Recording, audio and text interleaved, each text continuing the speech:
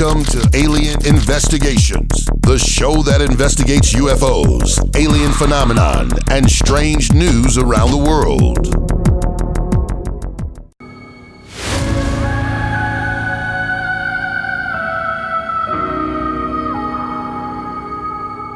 You know, being an alien investigator, you come across some pretty weird things. I mean, there's the typical things such as typical UFO sightings.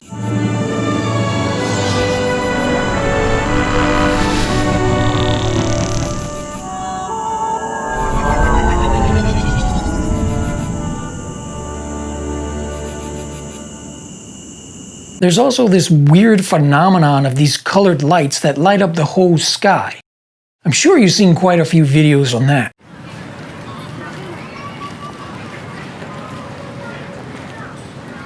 Pretty weird, right? There's also the UFO'S that come up from the ocean.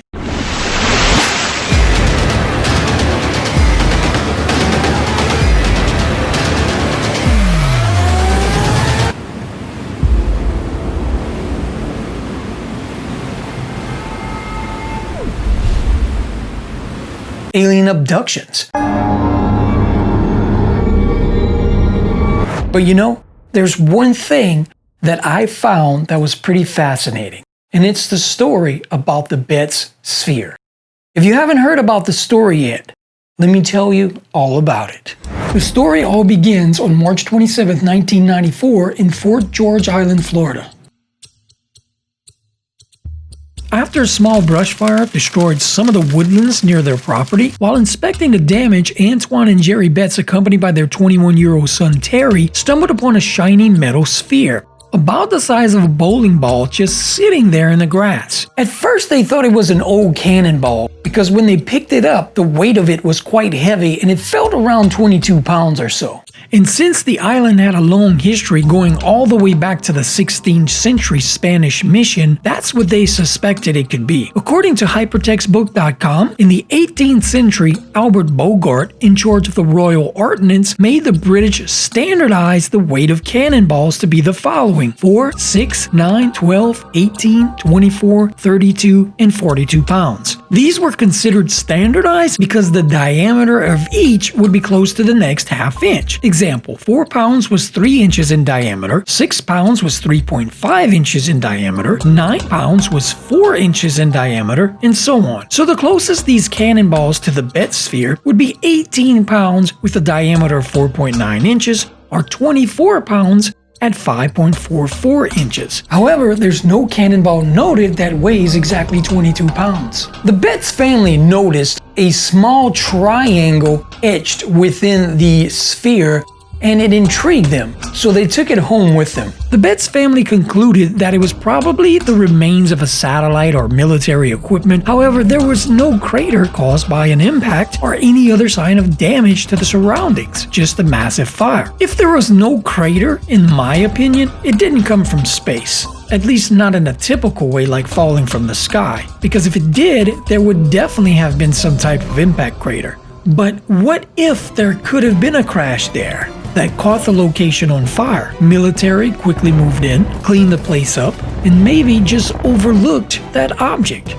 But it was noted in the story that there were no signs of damage to the property besides the fire. So who knows? And some spectators have said that, hey, this kind of looks like the propellant tanks that are found on satellites or spacecraft. But let's debunk that right now. Take a look at these pictures. You'll see that propellant tanks usually have spouts on the top and the bottom, while the Betz Sphere was completely seamless and was hollow at a ½ inch thick. The strangeness begins. One day when Terry began playing his guitar, the sphere suddenly came alive and started to vibrate to the music, and then started to roll around on its own.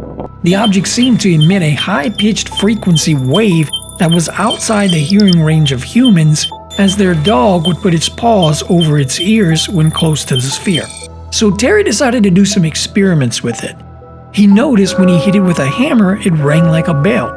And when placed on the table, it navigated around a perimeter without falling off. Later, even stranger things began to happen, like doors began slamming around the house on their own, and organ music mysteriously filled the residence. even though there was no organ, and glasses from the cupboard began breaking. Personally, I don't think the ball had anything to do with the doors, organ music, and breaking dishes, but I could be wrong. But just to address these occurrences, let us step back in time a little bit to learn more about the Neff house, as I think this is an important factor in this story, and then we'll get back to the Betz Sphere.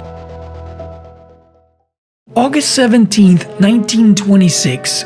Nettleton Neff, a Chicago Railroad tycoon's wife, Kathleen, age 44, died in a mysterious fire at the family's summer cottage on Lake Michigan. A carpenter working in the garage heard an explosion and a woman scream, and attempted to drag Miss Neff to safety, but she was too heavy and perished in the blaze that quickly reduced the dwelling to ashes.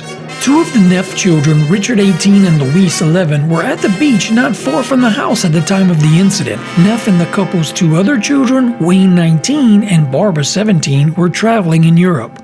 2 years later, in June 1928, Neff's son, Wayne Neff, 21, a junior at Harvard, disappeared. His body was found 2 weeks later hanging in an apple tree in a secluded spot 10 miles from Stonington, Connecticut. The young man's shirt was twisted into a rope and attached to his belt, which was around his neck. Presumably, he had taken his own life, though neither family nor friends could find a motive. When Mr. Neff returned to Chicago, a letter mailed on the day Wayne's body was discovered was waiting for him. It contained a ransom note demanding $50,000. A few days later, he received a second letter in which the writers claimed Neff's failure to pay the ransom had resulted in his son's death. In 1928, Nettleton Neff decided he and his family needed a winter home in Florida and approached Jacksonville architect Mellon Greeley. I'm not sure if this took place after his son Wayne had died or before, but over the next 2 years, everything was handled by mail, and a spectacular Tudor revival dwelling with a half-timbering on the upper level and a round tower with conical roof slowly arose amid the scrub oaks and thick underbrush of the island. Two of the home's most outstanding features was a semicircular wrought iron balcony above the front entrance and a massive central chimney. Following completion of the structure in 1930, huge cartons of heavy mahogany, walnut, and oak furniture began to arrive to furnish the Neff's family winter home. Tragically, the fine items remained unpacked, for on April 7, 1931, Nettleton Neff locked himself in room 508 of the Railway Exchange Building, now the Santa Fe Building at 224 South Michigan Avenue in Chicago, and shot himself in the right temple with a .45 caliber revolver. He was 50 years old. According to his youngest daughter, Louise Neff Collins, even though the family had suffered 2 recent losses, her father's suicide was unexpected. For several years, the newly constructed residence at 11435 Fort George Road stood vacant.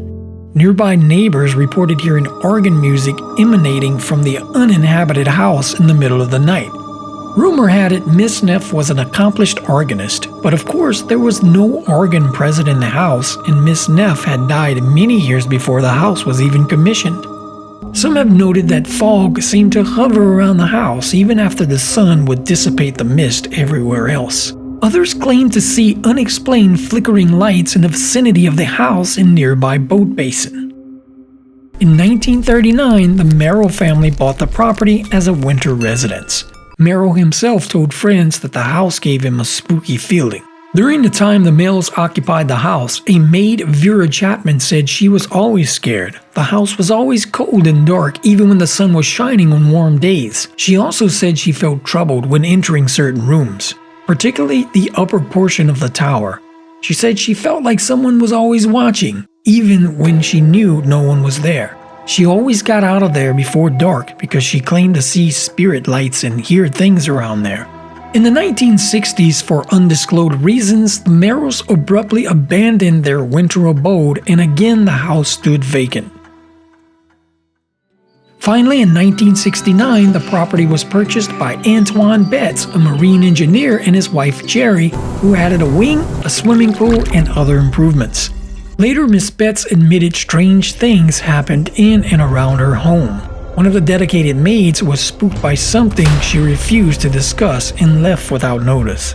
Sometimes later, something slammed a heavy door behind a guest, and the man was so unnerved, he turned down all future invitations. There was also a telephone line that was connected to the nearby Barnett residence, which would sometimes ring when there was no one in the Barnett house to dial the number. And then, one night as the family was having a dinner party, everyone heard the crash of breaking dishes. They all rushed into the kitchen to see what had happened and discovered shattering plates, cups, and saucers all over the floor. Because the cupboard doors were all closed, there was no way they could have fallen on their own accord. It was as if someone had angrily swept the dishes from the shelves. Members of the catering staff were terrified, and 2 of them walked off the job. Following this incident, Miss Betz had a hard time hiring people. She said the next time she had a party, she had to get a different caterer, and the word had gotten around that the house was haunted and nobody wanted to work there. So that's the basic story about the house. So after these strange things started up with the sphere, the Betz wanted answers. So they contacted the local newspaper in hopes that someone might tell them what this bizarre artifact was. Now, in my research on this, I found some remarkable interesting things. And I think the original ball they found was switched with a duplicate, but we'll talk about that throughout this story. Lou Igner, a photographer, arrived from the Jacksonville Journal and was handed the sphere and was told to put it on the floor. When done, so it rolled away, then stopped. "So what?" he said. "Just wait a minute," Jerry Betz said. It suddenly turned by itself and rolled to the right about 4 feet, then stopped. Then it turned again and rolled to the left about 8 feet, made a big arc, and came right back to his feet. A media frenzy followed. One of the many callers was Carl Wilson from a holistic institute in Baton Rouge, Louisiana called Omega 1. After spending 6 hours at the Betz home examining the ball, reported that it had a powerful magnetic field, but it was also transmitting a radio signal. Still perplexed, Ms. Betz then called the U.S. Navy based directly across the water from the island and asked if they could examine it. Perhaps it was theirs.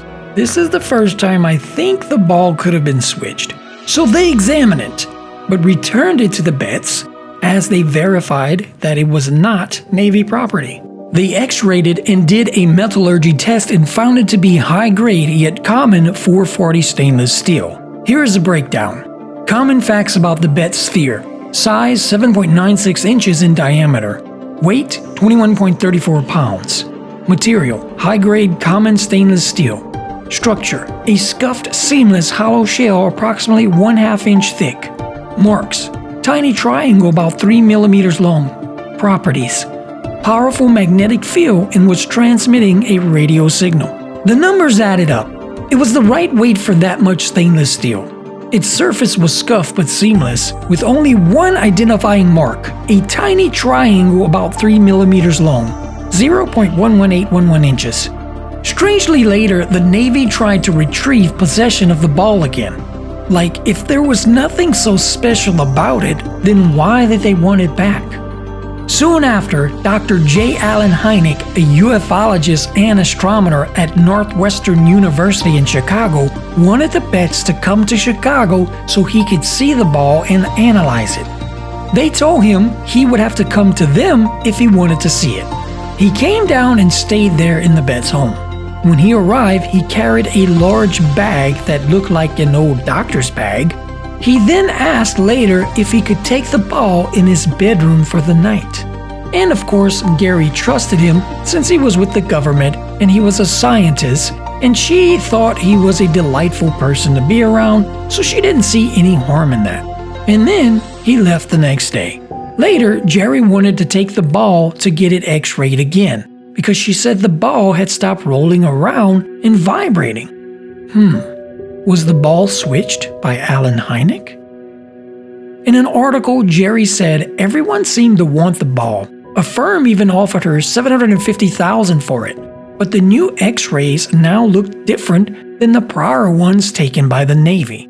In the new x-ray, there were now what seems to be seams where there were none before. The original x-ray showed there were 3 little balls inside. There were 2 that was perfectly round and a third that was bigger but not as round as the other 2. It also had a line coming from it, which Jerry called an antenna. She said that the ball was now pulverized. She said she couldn't even prove it's the same ball that they had before. Now, there is no proof that Hynek swapped the ball or tampered with it in any way, but there is an interesting news story that sprung up recently that I found out about. But first, just who was J. Allen Hynek? Joseph Allen Hynek was an American astronomer, professor, and ufologist. He is perhaps best remembered for his UFO research. Hynek acted as a scientific advisor to UFO studies undertaken by the U.S. Air Force under 3 consecutive projects: Project Sign, Project Grudge, and Project Blue Book. So let's talk about the new interesting details that have recently come up. In 2019, one of Hynek's sons was quoted in his own hometown newspaper saying he remembered a metal ball in their home's basement growing up from a Florida UFO case. They didn't know what it was, so he and his brothers used to kick it around. To this day, the Betz claim they still have the ball, that they feel is not the ball they originally found. Some have hypothesized that what has come to be known as the Betz Sphere was actually a navigational device of an extraterrestrial craft that had crashed on Fort George Island in March 1974 and started that brush fire. If the Betz Sphere is an interesting story to you, I highly recommend you check out the podcast called Oddball by Lindsey Kilbride. This is where I learned a lot of new information that I never knew about the Betz Sphere. So check it out. I'll leave the link in the description below. And a special thanks goes out to Tim Gilmore for giving me his permission to use his pictures of the Neff house, which he used in the story that I'm going to list below. So thanks again, Tim. Great job. Tim is a phenomenal writer, and he's written several books. And we'll go over those right now so you can check him out. Just a few are Channeling Anna Fletcher, Repossession, Mass Shooting in Bay Meadows, Goat Island Hermit, and many more. You can find Tim at jackspsychogeo.com. Link is also in the description. So as you can see, the Betz Sphere, through all of this stuff that was done on it, is pretty fascinating stuff, right? And still to this day, no one knows where the Betz Sphere is located. So leave me some comments, guys, below on what you think about this story. Do you think it's military made? Do you think it came from ETs? Do you think they left it here? Just leave me some comments on what your thoughts are on this story. I'd love to hear them. And always remember, guys, to have your phones and cameras ready, as you never know when you'll see something strange or unexplainable. And I'll see you right back here with a brand new episode of Alien Investigations. Hey, brother!